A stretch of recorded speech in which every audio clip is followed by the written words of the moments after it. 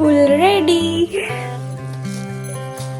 চুড়িটা একটু অন্য কালারের হয়ে গেছে, আই থিঙ্ক রেডটা পরে এলে বেটার হতো। তো যাই হোক, আপাতত পিঙ্কটা দিয়েই চালাতে হবে আজকে। তো পুরো লুকটা কেমন লাগছে বলবে। অনেকক্ষণ 1 ঘন্টা নিয়ে শ্বাসটা কমপ্লিট করছি। চলো যাওয়া যাক। সবাই বেরিয়ে গেছে, বর তো বেরিয়ে গেছে, এখন আমরা যাবো। চলো গাড়ি করে এখন আমরা ভেন্যুতে চলে এসেছি। আর এটা আগেই তোমাদের বলেছি একদম শ্রীরামপুরে। এটা একদম যে স্টেশন রয়েছে মানে শ্রীরামপুর স্টেশন ঠিক তার কাছেই এই ভেন্যুটা। আর বৌদি ভাইয়ের বাড়িও ঠিক ওইখানেই, মানে একদম পাশে পাশেই ভেন্যু নিয়েছিল। আর এখানে চলছিল ফটোশ্যুট আর আশীর্বাদ, মানে এই বাড়ির লোকেরা বৌদি ভাইকে আশীর্বাদ করছিল। এখানে দেখো বৌদি ভাই বসে আছে। আর জায়গাটা না খুব সুন্দর করে সাজানো ছিল, পিছন দিকের ডেকোরেশনটা তো তোমরা দেখে বুঝতেই পারছো। আর ওই ভেন্যুরই নিচে হয়েছিল আর কি খাওয়া দাওয়ার সমস্ত জায়গা, বিয়ের জায়গা। আর খাওয়া দাওয়ার যেখানটা হয়েছিল সেখানটা একটা মাঠ ছিল। তো এই মাঠটা দেখো কি অপূর্বভাবে সাজিয়েছে। আর দোতলার বসানো হয়েছিল দাদা ভাইকে, মানে বর বসার যেটা জায়গা তৈরি করা হয়েছিল। আর এইটা একটা ঘরের মধ্যেই মানে সাইডে। তো এখানে হয়েছিল মণ্ডপ বিয়ের জন্য।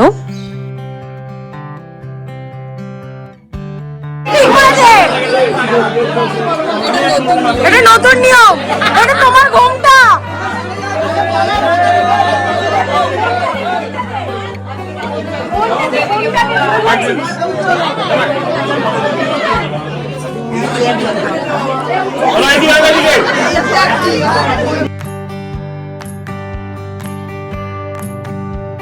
আর এখানে দেখতে পাচ্ছ বউ এসে গেছে, বিয়ের তোড়জোড় একদম তুঙ্গে চলছে। আর বিয়ের স্টার্টও হয়ে গেছে, বউ এখানে এসে গেছে।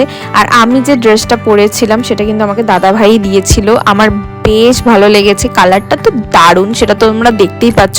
আর আমাকে কিরকম লাগছিল সেটা কিন্তু অবশ্যই আমাকে কমেন্ট করে জানিও। যে দিনটার জন্য এত দিন ধরে, এতগুলো মাস ধরে আমরা ওয়েট করছিলাম যে কবে হবে, কবে আসবে এই দিনটা, আলটিমেটলি এই দিনটা এসে গেল। এবং এই রাত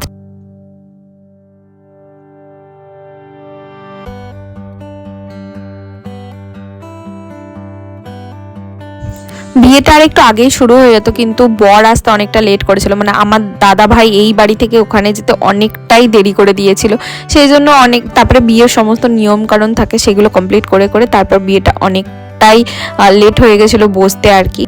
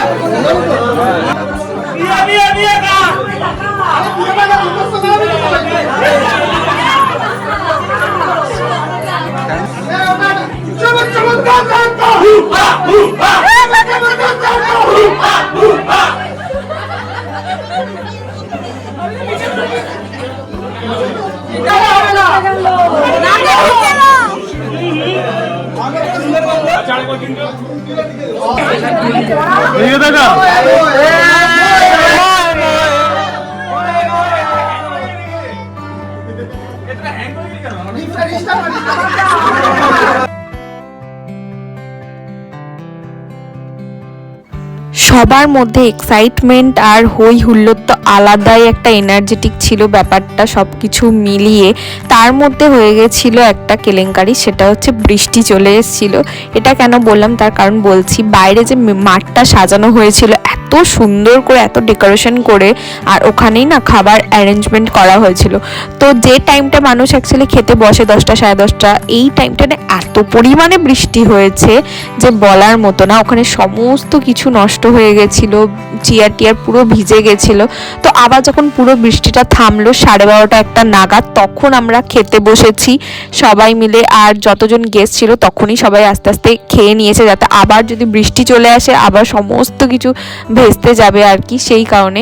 আর এইদিকে বিয়েটা চলছিল, তো আমরা প্রথমে বিয়েটিয়ে দেখে নিয়েছিলাম, তারপর আবার খেতে গেছিলাম, খেয়ে এসে আবার ফুল কমপ্লিট করেছি, পুরো বিয়েটা দেখেছি। আর যখন মানে বাইরে বৃষ্টি হচ্ছিল না, পুরো লোকজন পুরো ভেতরে ঢুকে গেছিল, আর ভেতরটা এত গরম, এত গ্যাদারিং হয়ে গেছে যে বলার মতো না। আর ওপরে দোতলা করা হয়েছিল দাদা ভাইয়ের বসার জায়গা, তো সেখানে আমরা সবাই মিলে আবার গিয়ে বসেছিলাম যে বৃষ্টিটা থামলে তারপর নিচে আসবো, কারণ নিচে পুরো ভিড় হয়ে গেছিল।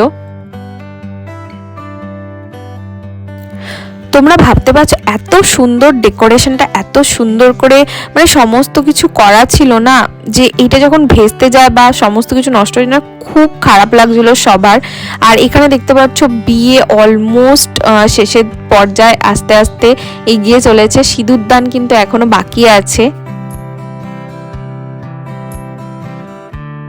আমি কোনোবারই না ঠিকঠাক করে কারো বিয়ে পুরোপুরি দেখতে পারি না। তো যাই হোক, দাদা ভাইয়ের বিয়েটা আমি অলমোস্ট মানে পুরোপুরি দেখেছি বলতে পারো।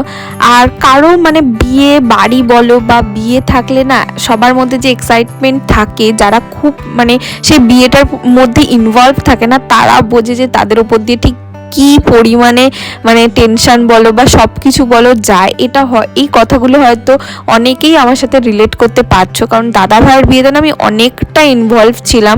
তো এইটা ওইটা সেটা মানে আনন্দের থেকে বেশি না কাজের টেনশনটা ছিল, যে আমাকে এটা করতে হবে বা আমাকে এটা কমপ্লিট করতে হবে, বা আমি যেগুলো ভেবেছিলাম সেগুলো এইভাবে হোক।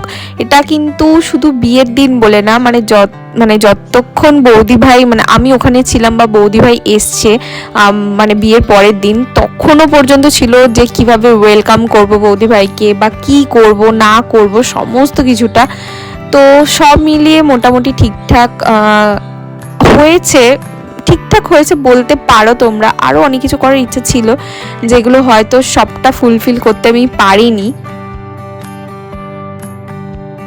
বিয়ে কিন্তু একদম লাস্ট পর্যায়ে এসে পৌঁছে গেছে। আর হ্যাঁ, এখনই হচ্ছে সেই মানে সেই সেরা মুহূর্তটা, যেটার জন্য আমরা সবাই ওয়েট করেছিলাম। এখনই হচ্ছে সেই সিঁদুর দান। আর ফটোগ্রাফার দেখতে পাচ্ছ মানে চারদিকে ঘি।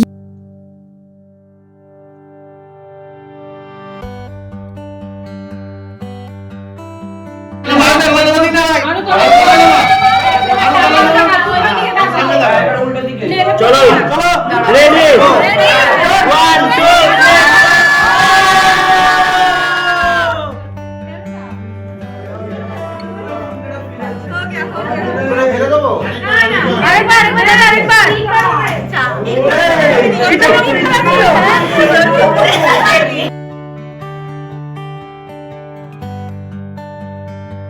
তো যাই হোক, এখানে দেখতে পেলে তোমরা সিঁদুরদান কমপ্লিট হয়ে গেছে।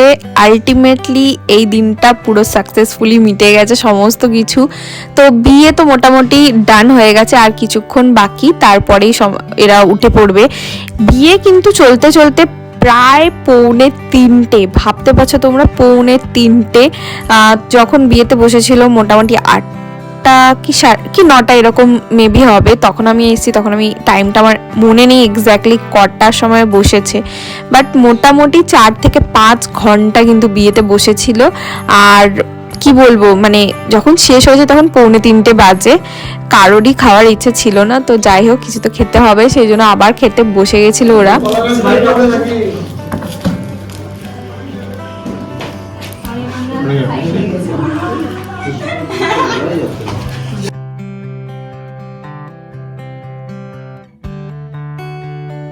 এই সিঁদুর দানের সময়টা না সব থেকে বেশি কি বলবো মনে হয় ক্যাপচার করে রাখি, বা মানে সব থেকে কি বলবো স্মরণীয় মুহূর্ত বলতে পারো, বা সব থেকে সুন্দর একটা জিনিস। আর সত্যি বলতে সিঁদুর পরার পর মেয়েদের মুখ পুরো চেঞ্জ হয়ে যায়।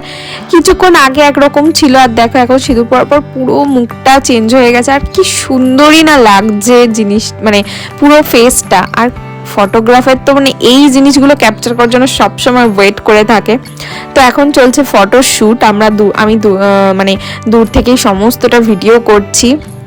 যাতে এটা ওদের একটা স্মৃতি হয়ে থাকুক। ক্যামেরাতে তো অবশ্যই থাকবে।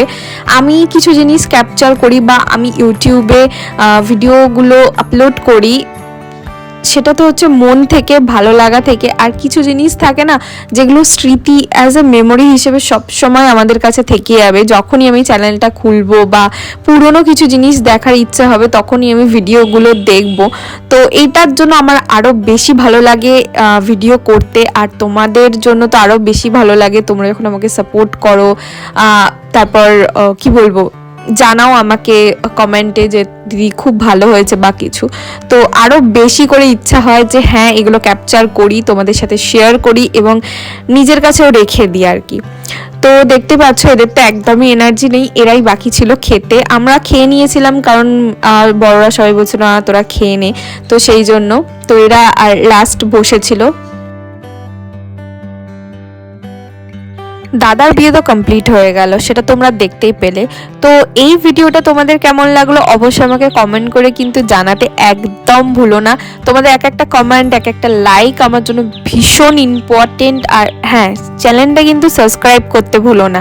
সবার আগে নোটিফিকেশন পাওয়ার জন্য পাশে থাকা বেল আইকনটা হিট করে দিও।